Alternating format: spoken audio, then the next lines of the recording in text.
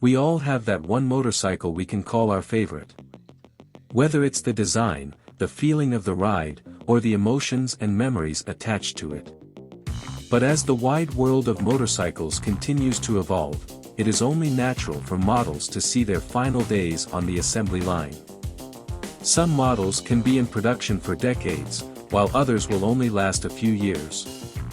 Either way, motorcycles, just like cars, get discontinued all the time.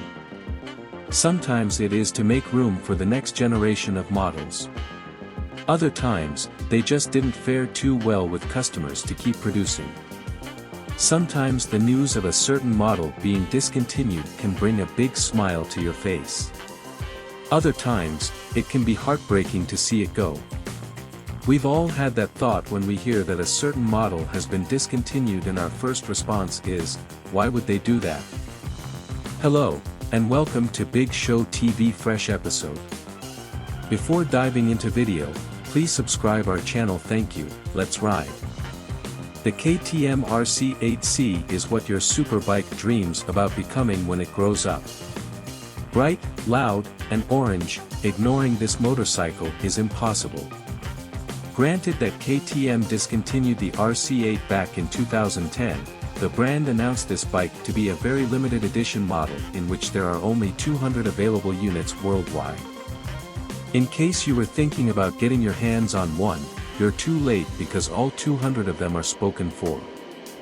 You could always jump on their waiting list for future available units, but don't hold your breath. This race-ready bike is meant for those that have a need for speed as much as they need air and water to survive. However, if the original KTM RC8 is what you still crave, these days its DNA lives on in its offspring, the Super Duke series.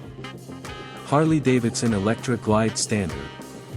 Another big surprise to emerge out of Harley's mega-popular touring class is the disappearance of the Electra Glide Standard. Very much similar to the Road King, the Electra Glide Standard was a very toned-down version of the Street Glide. Equipped with the Batwing fairing, this bike, unlike the Street Glide, did not come equipped with the new touchscreen infotainment system from the factory. That was left entirely up to the rider whether they wanted to add some extra gadgets to their bike, or prefer to keep it in the simplified route. Very much like the Softail Standard, the Electra Glide Standard also comes equipped with a Milwaukee 8107 engine, a single solo seat, and is available only in black. That means that this was also the ultimate blank canvas for someone looking to customize a touring bike exactly the way they wanted it from the ground up. Harley-Davidson Road King. Clearly one of the biggest shocks to emerge from Harley-Davidson is the sad fate of the standard Road King touring bike. While the Road King Special is still in production, which features the blacked-out Milwaukee 8114 engine and bold color palette, the standard Road King appears to be either benched or out of the game for good. Known for its classic use of chrome, tall windshield, and Milwaukee 8107 cubic inch engine, the Road King was the ultimate entry-level bike into the touring class. Comfortable, simple, affordable, and fun to ride, the Road King's body served as the foundation for Harley's entire touring lineup.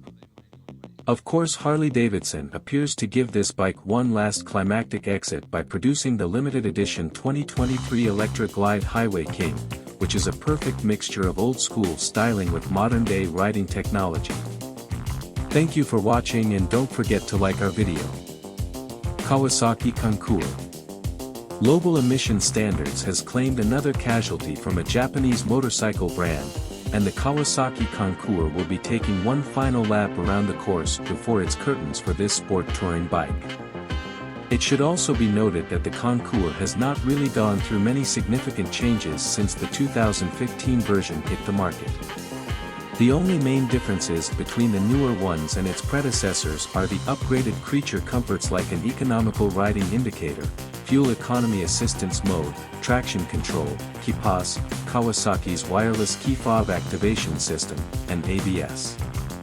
Given that many former sport touring riders are transitioning over to adventure touring motorcycles, the writing was already on the wall spelling out the fate of the Concours anyway. Yamaha FJR 1300. The Yamaha FJR 1300 has been the brand's go-to sport touring bike for nearly 20 years. It was fun, comfortable, and fast. But sadly, all good things must come to an end. While most motorcycles end their production to make room for future generations or because of poor profits, the FLR 1300 is ending its career because of Europe's updated emissions regulations. Because these new carbon emission standards are set to take effect by 2024, Yamaha is sending this sport touring bike out with a bag with the FJR 1300 AS and FJR 1300 AE Ultimate Editions.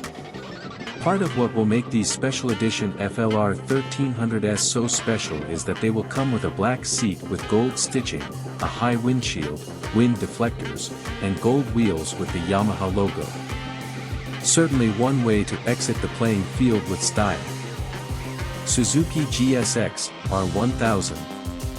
If Suzuki pulling the plug on the GSX R600 didn't hit your heartstrings enough, then saying goodbye to the GSX R1000 may just finish the job. A bike held with such high regard on the same level as the Kawasaki Ninja, Yamaha R1, and the Honda Fireblade, it could be debated that the GSX R1000 belonged on the Mount Rushmore of sport bikes.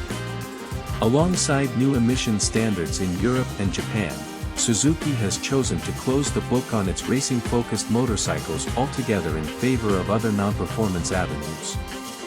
While it may still have some extended play in markets like North America and the Philippines, the GSX R1000 is running on borrowed time. Pretty soon, it will end up crossing that finish line, thus marking the end of another historic era. Harley-Davidson 48. Much like the Iron 883, the Harley-Davidson 48 bid us all farewell to make room for the new generation of Sportsters. A very popular alternative over the Iron 883 and Iron 1200, this bike delivered more of an old-school feel with its lower seat height, 2.1-gallon peanut fuel tank, forward controls, and signature pair of meaty tires. For many, the 48 had more of a bulldog-like appearance to it. Short, but mighty. Especially due to its 1,200 cubic centimeters air-cooled V-twin engine. This bike was certainly a hit among riders looking for something affordable, yet powerful, and best of all, different. That is where the 48 delivered the best. Because while many newer riders were busy snatching up all the Iron 883s and Iron 1200s, the 48 stood by like that girl at every party that is clearly not interested into talking with everyone. She'd very much rather vibe with certain kinds of people that got her. And for every 48 owner that heard the news that their bike is no longer in production, they have even more love and appreciation for its uniqueness. Suzuki GSX R600. Another big blow to the sport bike world comes in the form of the Suzuki GSX R600. Since 1997, this superbike managed to enjoy over 25 years of fun in the spotlight. But a common theme that appears to be plaguing new motorcycles, much like new cars, are tighter carbon emission standards being set forth around the world.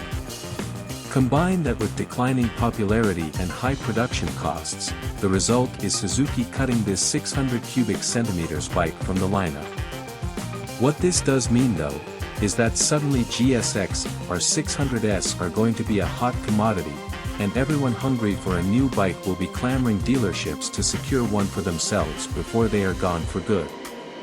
With the sport class being hit with a blow such as this, it appears that it is all on Kawasaki's shoulders to see if their ZX6 models will be able to carry the torch in the long run.